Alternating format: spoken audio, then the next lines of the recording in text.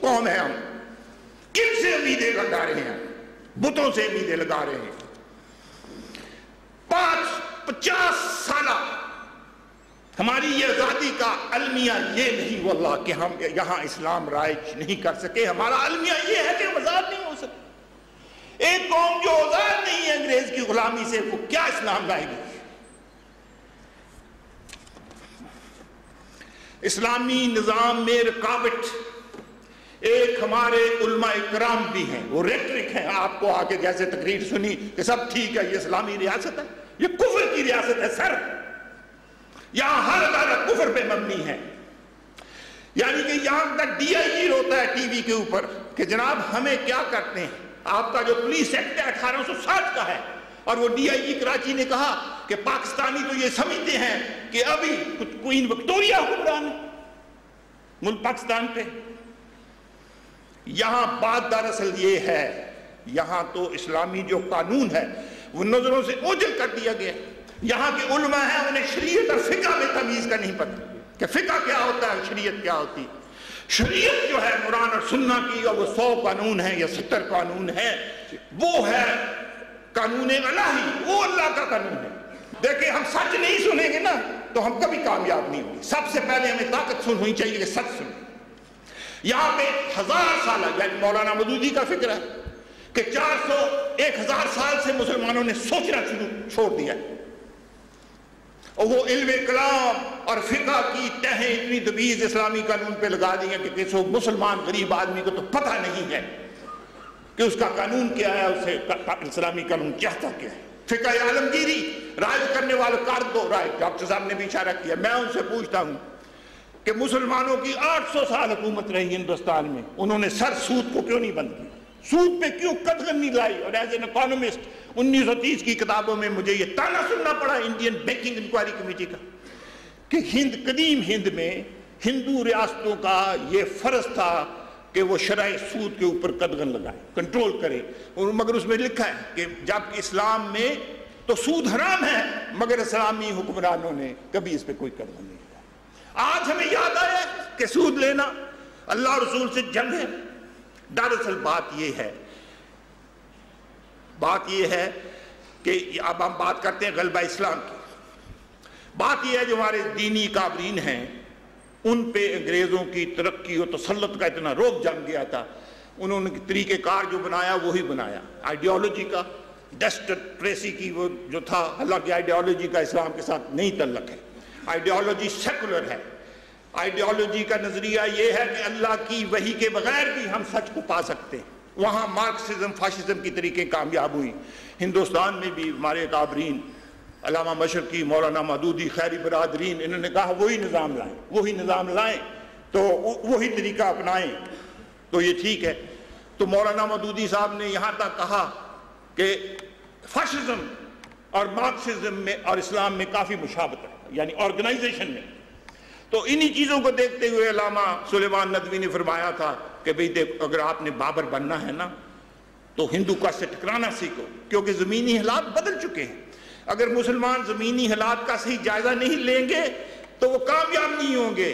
ہم دیکھو ہندوستان نے جب بنگلہ دیش کا واقعہ ہونے سے پہلے انہوں نے اپنا ایک اسکالرز کا مشن بھیجا تھا اسپین میں کہ جا کے وہاں پتہ کرو کہ اخراج اسلام کیسے ہوا. ہم نے توجہ نہیں دی کہ ہندوستان میں 800 سال حکومت کر کے ہمارا زوال کیسے ہوا. حالانکہ جو ہندوستان میں مسلمانوں کی 800 سال حکومت تھی وہ دنیا کی ایک مثالی حکومت تھی. انگریز اب پلورلزم کی بات کرتا ہے، وہ پلورلزم وہ تھا، اور وہ ہندو اور وہ سکھ اور سب وہ مسلمان بادشاہوں پہ فدا تھے. آپ یہ غور کریں گے کہ اورنگزیب عالمگیر کے جو بڑے جرنیل تھے وہ ہندو تھے.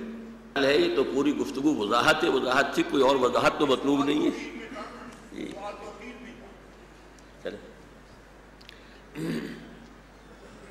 ابھی ہمارے آخر میں چیئرمین شعبہ سیاسیات جامعہ پنجاب پروفیسر سجاد نصیر صاحب باقی ہیں. میں ان سے درخواست کرتا ہوں کہ وہ تشریف لائیں اور اپنے خیالات کا اظہار فرمائیں. پروفیسر سجاد نصیر صاحب.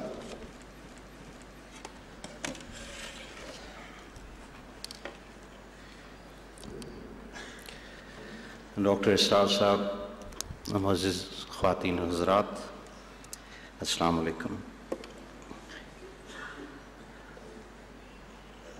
یہ میرا دوسرا تجربہ ہے ڈاکٹر صاحب کی محفل میں آنے کا،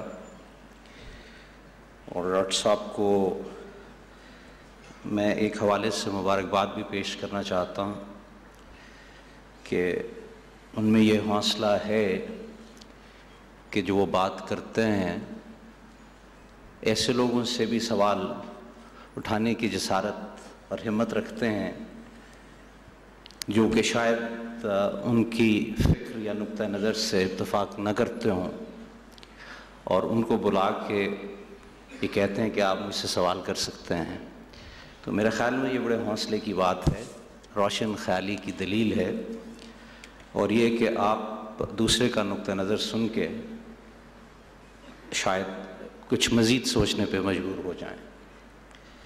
تو اس لحاظ سے ڈاکٹر صاحب مبارک کے مستحق ہیں کہ یہ روایت علمی حلقوں میں ابھی پاکستان میں اس طریقے سے جاری و ساری نہیں ہوئی جہاں کہ بیٹھ کے ہم ایکسچینج آف ویوز کر کے اختلاف رائے رکھتے ہوئے بھی ایک دوسرے کی بات سن سکیں. تو میں سمجھتا ہوں کہ ڈاکٹر صاحب کو یہ روایت جو ہے اس کو آگے لے کے چلنا چاہیے. میں اپنی تقریر نہیں کروں گا، نہ اپنے خیالات کا اظہار کروں گا کیونکہ وقت بہت کم ہے. اس سلسلے میں جو کچھ ڈاکٹر صاحب نے فرمایا ہے اس حوالے سے 2-3 گزارشات کرنا چاہوں گا. میرا مسئلہ ایز پولیٹیکل سائنٹسٹ یہ ہے کہ جب میں مغرب کی طرف دیکھتا ہوں تو مغرب میں ایک ارتقاء کی صورت ہے، علمی ارتقاء کی صورت ہے، اور وہاں کے نظریے اور علمی بحثیں جو ہیں وہ وہاں کے مخصوص حالات کے تحت ہوئی ہیں، اور کانسیپٹس جو ایوالو ہوئے ہیں یا ڈیولپ ہوئے ہیں وہ اس ماحول کے حوالے سے ہوئے ہیں. زیادہ پرانا ریفرنس نہیں دینا چاہتا، بلکہ میڈیول ٹائمز سے اگر بات کر لیں تھوڑی سی، جو کہ بادشاہت کا دور تھا، وہاں سے آپ صنعتی انقلاب کے دور میں آئے، وہ سوشل پولیٹیکل اور اکنامک سٹرکچرز جو کہ فیوڈل اور مونارکیکل تھے وہ ٹوٹے اور صنعتی انقلاب آیا، اور یہ جمہوریت جس کا کہ تذکرہ آج کافی ہوا ہے، اور ڈاکٹر صاحب نے مولانا مودودی کی تھیو ڈیموکریسی کا ذکر کیا ہے. میری گزارش یہ ہے کہ مغرب میں جمہوری نظام جس پہ کہ علامہ اقبال نے اپنے اشعار کا سے اظہار کیا ہے، مغرب کی جمہوریت جو ہے، اور خاص طور پہ جس سے ہمیں زیادہ واسطہ رہتا ہے، وہ اینگلو سیکسن ہے، برطانیہ یا امریکہ کی جمہوریت ہے. اور یہ امریکہ کی جمہوریت کوئی 50 یا 100 سال پہ محیط نہیں ہے، یہ ایک ارتقاء کی جمہوریت ہے. اور آج کل جب کہ ہم امریکہ کی جمہوریت کا ذکر کرتے ہیں تو میں گزارش کرنا چاہتا ہوں کہ علمی حلقوں میں جو بحث چل نکلی تھی 1953 کی بات ہے، سی رائٹس مل کی ایک کتاب تھی پاور ایلیٹ، جس میں یہ بحث چھڑی کہ امریکہ میں کوئی جمہوریت نہیں ہے، بلکہ امریکہ میں ایک ایلیٹ حکومت کرتا ہے اور وہ فیصلے کرتا ہے، جس سے کہ بہت کھلبلی مچ گئی. اور جمہوریت نواز جو گروپ تھے اور یونیورسٹیوں کے پروفیسر تھے، ان کو یہ ایک چیلنج درپیش ہو گیا کہ یہ کس قسم کا ایک نیا نظریہ پیش کر دیا گیا. تو اس کے جواب میں پھر جو بحث نکلی وہ تھی پلورلسٹ ڈیموکریسی کی.